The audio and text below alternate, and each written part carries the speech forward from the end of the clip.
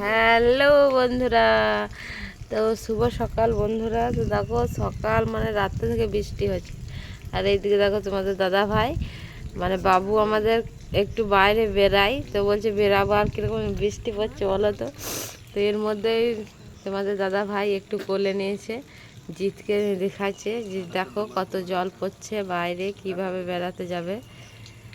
তো এই দেখো, আর সকাল সকাল প্রচুর বৃষ্টি বন্ধুরা, কি বলবো। ভোর থেকে মানে সারা রাত হচ্ছে, ভোরেও ছাড়ার ইয়ে নয়, নাম নয়। এই দেখো পুরো বৃষ্টিতে কি ভিজে গেছে একবার পুরো। আর ওইদিকে জিৎ জল দেখছে কেমন জল হয়েছে।